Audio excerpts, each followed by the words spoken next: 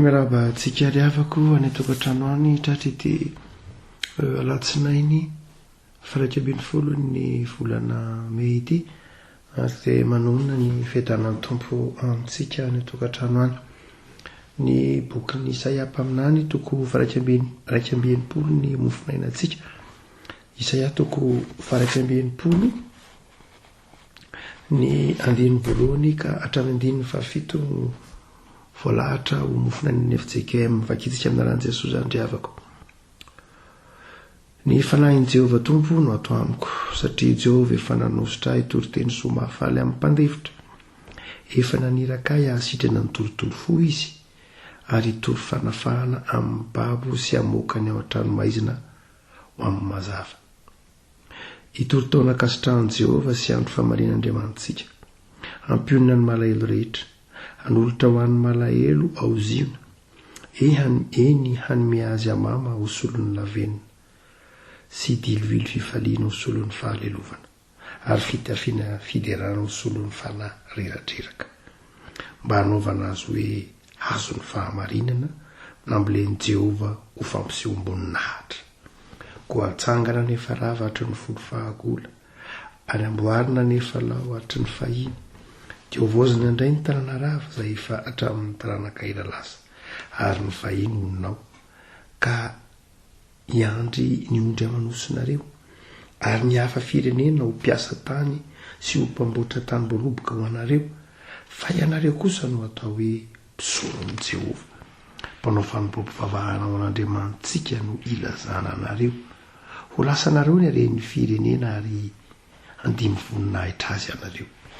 Ny enatrareo ho soloana avo roa eny, ary ny tondro maso ho soloana oby amin'ny anjara lovany, ary no zany dia azo indroeny ao amin'ny taniny izy.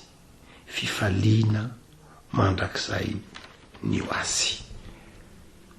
Ray maso no manamasinanay amin'ny fahamarinana, teninao ny fahamarinana. Amen. Faminaniana amin'ny Isaia mpaminany ty toperan-tanan'Antsak'Iry avako malala. Isaia mpaminany moa milazana an'ilay boky, fa raha tena jerena amin'ny firafitry ny boky dia mpaminany telo izy no nanoratra ity boky ny Isaia mpaminany ity.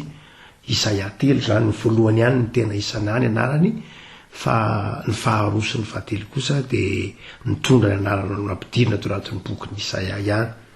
Satria ny ahitana azy moa dia ny firafitry ny feheza dia ny vanim-potoana rehetra dia ahitana, fa tsy olona iray akory no naminany ity boky ny Isaia mpaminany ity, fa Isaia telo izy. Ka amin'ny vanim-potoana fahatelo dia ity toperan-tanantsika zany dia efa Isaia fahatelo, zany hoe la efa tapitra ny fahababoana, hiverina ary mby ao anatin'ilay ataontsika hoe famerenana amin'ny laony ny fiainan'ny pirenena sy ny fiainan'ny mpivavahana ny zanak'Israely. Fanomanana ampanazana. Ary dia eto rehefa malala dia Isaia mpaminany zany dia maminany ny amin'ny hiverenan'ny voninahitry ny zanak'Israely indray. Dia azo tsoahana amin'ity andiny voalohany ka hatramin'ny fahafito ity ny toetra ny zany antsoina hoe olona vonto-panahy, olona vonto ny fanahy masina amin'ny boky ny testamenta taloha. Testamenta vaovao betsaka ihany no tandrify an'izany, resahana an'izany, fa ato amin'ny testamenta taloha dia tsy dia tena matetika loatra ny resahana anjara toeran'ny fanahy masina. Saingy manokana ity Isaia toko faraika ambin'ny-polo ity hoe manahoana moa ny olona vonto ny fanahy. Voalohany dia ny andiny voalohany ka hatramin'ny andiny fahatelo dia manazava fa ny olona rehefa vonto fanahy na hitoeran'ny fanahy masina izy ka vonto ny fanahy masina dia miova ny fifandraisany manodidina azy. Zay rehintsika matetika. Fa eto dia izay fifandraisana izay dia miseho amin'ny endrika anankiroa. Ny voalohany dia mitory fanafahana izy. Mitory vaovao mahafaly izy, ary ilay vaovao mahafaly dia vaovao izay mitory fanafahana. Rehefa ao anatin'ny olona ny fanahy masina ka vonto ny fanahy izy rehefa ko malala, dia ny sotoavina izay voiziny ny filazantsara zany dia mitory fanafahana izy, mitory fa ny fanafahana tenao ao amin'Andriamanitra ary mpanafaka izy. Hoy ny teniny Isaia mpaminamana hoe tory teny soa mafaly amin'ny mpandefitra ary itory fanafahana amin'izay babo. Betsaka mety ho zavatra mamatotra ny fiarahamonina na mamatotra ny olo-patatrintsika ilay avako malala, dia ny mpino tsy manamafy fatorana azy akory, fa ny mpino dia nitory fanafahana, fiasana ampiantanan'Andriamanitra amin'izany fanafahana zany.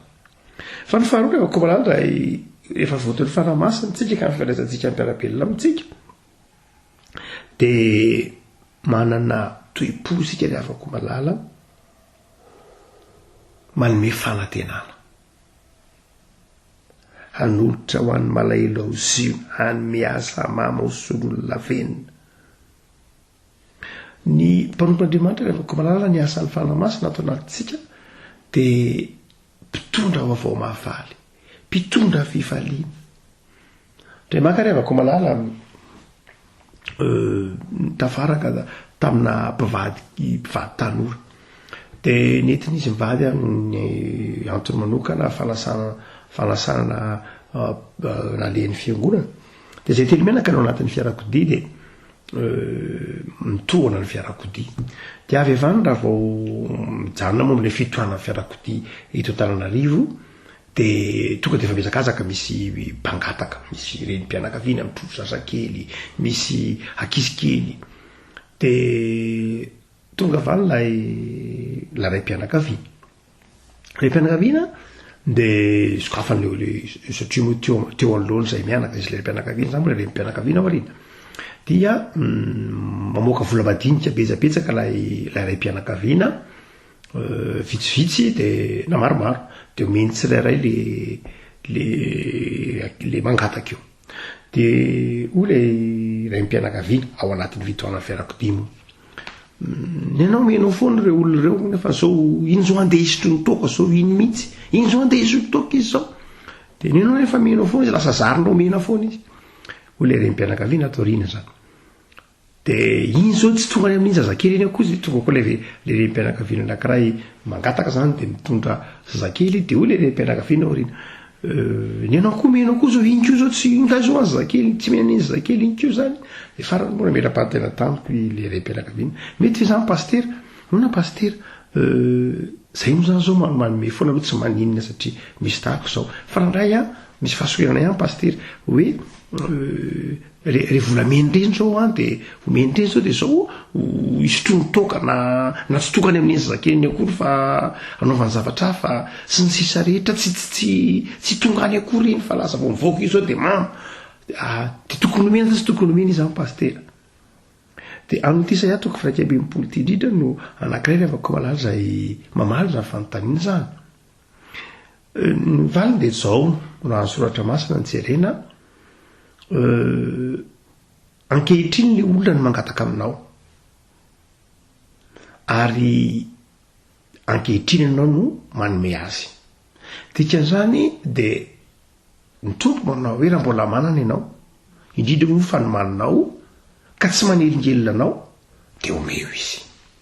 Fa rehefa manome kosa ianao dia manome amin'ny fitiavana, dia manome amin'ny fifaliana. Rehefa tsy manome ianao dia noho ny tsy fananana ny anjaratra maro samihafa dia tsy manome, tsy fahatsoany zany. Fa rehefa manome kosa dia manome amin'ny fitiavana. Tsy azotsika tsaraina ny havana ny olona, marina tokoa fa mifijerinao dia mety io hisotro ny toaka iny rehefa avy eo, zay indray tsy anjarantsika ry havako. Raha manome azy isika dia izao, raha manome ireny olona ireny dia izao rehefa koa malala, tsy hoe maniraka azy misotro toaka, tsy zay loatra, tsy anjaranao tsony ny ao aorianan'izay. Ny anjaranao ny ankehitriny dia ny manome azy, ny ao aorianan'izay zavatra hafa, ny ao aorianan'izay dia tsy anjaranao tsony. Avelao an'Andriamanitra, avelao an'ny fanamasina, avelao ho andraiky indray eo anatrehan'Andriamanitra ny mitantana zay nomenao. Fa tsy anjaranao ny mandrefy, tsy anjaranao tsony ny manao kajy ny amin'izay hampiasana rehefa avy eo zay hanomezanao azy. Tsy zay no tsony hoe fakapanahy. Satria matsotra hoe ohatra manome vola azy anao dia ohatra lasa maka fanahy azy indray dia hisotro. Tsy zay no tsony hoe fakapanahy. Raha ohatra ka manome azy toaka sanatria dia zay no makafana azy. Raha ohatra ka mamea zava-pisotro mamamo dia zay no makafana azy, fa ny vola omenao azy tsy fakapanao azy, fa ny eritreretanao azy dia amin'ny fahadiova-po dia omenao azy amin'ny fofeny fitiavana iny. Zay no anjaranao, zay anaovany azy rehefa aveo azy sy Andriamanitra, azy sy ny feo amin'ny fieritreretana. Vita ny anjaranao, tsy diso ao anatren'Andriamanitra ianao nanome azy. Ary zay moa valiteny resahako tamin'ireny mpianakaviana, ny antony dia zao rehavako malala. Vao mahita le fiarakodia le olona te mitsika be asa, zay antony mampitsika azy mety hoe ity ndraiky izy anatria le toka zanatria, sa hoe ity le vary, sa ity le loka mba hanjarako androany. Fa ny zava-dehibe rehavako malala dia izao, raha misy olona mangataka aminao ka mbola azo anao atao dia omeo izy. Mety be dehibe ny mifanaritaka, mameno tanàna, manazatra azy, dia veriko hoe mahatonga azy ireny ho maro ohatran'ireny dia tsy andraikitritsika, andraikitra amin'ny fanjakana. Andraikitra ny fanjakana no tokony mikarakara azy ireny, mamefy azy rehefa izao rehefa tonga eo anatrehanao izy dia raisoa adidy fotsiny, dia amboary ny fotoananao dia omeo izy arak'izay azonao atao. Fa na mamenao na tsy mamenao, betsaka foana ireny olona ireny ho eo. Tsy ny fanomezanao any, tsy fanomezanao azy no ampiena na ampitombo, fa eo foana io satria le raha mpiaramonina mihitsy, misy andraikitra tsy raisina mihitsy. Fa izao manomeza amin'ny fifaliana raha azonao atao. Raha azonao atao dia manomeza fifaliana, mitondra fifaliana ho an'izay mety ho azonao atao. Io nge rehavako, ndraindray nge misy fotoana koa nge men'Andriamanitra zavatra betsaka isika. Fa Andriamanitra tsy mieritreritra mihitsy, tsy eritreritra mihitsy Andriamanitra hoe ity vola omeko an'ity olona ity zao dia anaovan'inona azy zao ito.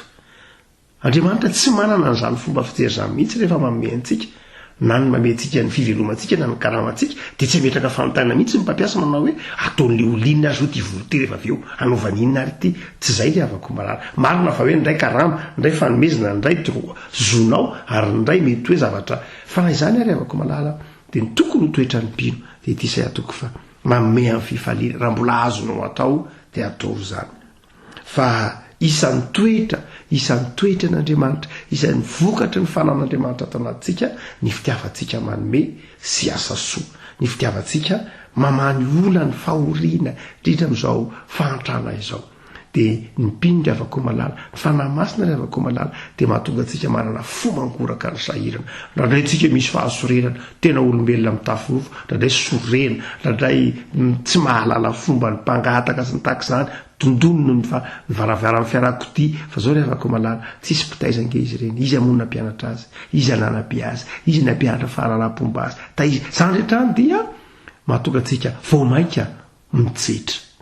Vao maika mitsetra ray mety mahasorena ilay izy. Fa izao iteny Isaia mpaminany ity, manana fanahy masina ianao dia engany omen'ny tompo fahalemem-panahy, engany omen'ny tompo reny le madiniky ny tompo rehavako malala.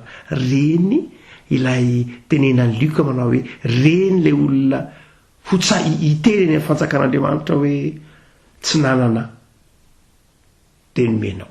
Fa ny faharoa malala dia hotsika manao hoe ny fanahy masina rehefa ohatra ka miasa ao anatintsika, miasa ao anatin'ny fiarahamonina dia manova antsika. Fa izao koa manova ny fiarahamonina ny fanahy masina amin'ny alalantsika. Dia rehefa iainantsika ny finoana, iainantsika ampiasain'ny fanahy masina itsika ka manana ny fahamarinana, miaina ny fanomezam-boninahitra an'Andriamanitra, tia mizara, tia miasa manompo an'Andriamanitra, dia izao ny zavatra mitranga le toroa reto ho ny filazan'ny boky ny Isaia mpaminany azy. Voalohany dia izao, atsangana ny efarava. Tsy itsika ny manangana ny efarava, tsy itsika rery, fa tena asa n'Andriamanitra amin'ny alalantsika. Zay mahatonga azy miteny manao hoe hatsangana ny efarava. Iza ny manangana ny efarava? Andriamanitra amin'ny alalantsika. Dia izany rehavako malala, ny fanahy masina rehefa miasa ao anatin'ny fiarahamonina dia tsy fanahy ny fandravana, tsy fanahy ny fahampotehana, fa fanahy ny fananganana.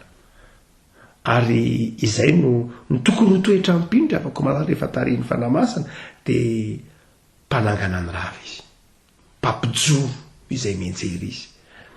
Ary zany no tokony ho toetra ny mpino. Ary ny faharoa rehavako malala ho toetra ny mpino dia ity mpanao fanompoam-pivavahana ho an'Andriamanitra izy. Izany hoe tena feno fideranan'Andriamanitra ny fiainany isan'andro. dia jereo ange ny fitahiana ho ny boky ny Isaia mpaminany resy ny tondromaso ary fifaliana mandrakizay no azy fa hataperan'ny fangiry firiana no ateraky ny fiarahana feno amin'Andriamanitra. Dia maniry faherezana ho anao ry havako, manengany ho vavolombelon'ny fanahy masina ianao amin'izay rehetra ataonao ka sady mahana fahalemem-panahy sy fitiavana no voninahiny ray fanampy hanangana ny rava ary hanana fiainana manome voninahitra an'Andriamanitra teo fifaliana isan'andro. Ravaka isika, Tompo misaotranao zahay noho ny fitiavanao sy ny famindramponao, misaotranao no nanomezanao ery tanjakanay ka ahafahanay miantoraka aminao, dia ampanjakao amin'ny fiainanay Jesoa ny fanahinao masina, mba hananay fahalemem-panahy sy fitiavana ka tondranay mahay mizara, mifaly ary manapaharetana koa aza ho mpanangana ny rava satria manana ny toetranao Andriamanitra pahary. Dia taiko Tompo ny fiainanay ho feno fifaliana isan'andro isan'andro, dia tonona mitokantrano tsirairay izay miaino amin'ity fotoana ity Jesoa ny fiadanana sy ny fifaliana ary hoeniky ny fahasoavanao ny fiainan'izy ireo isan'andro. Misaotra Jesoa. Amen.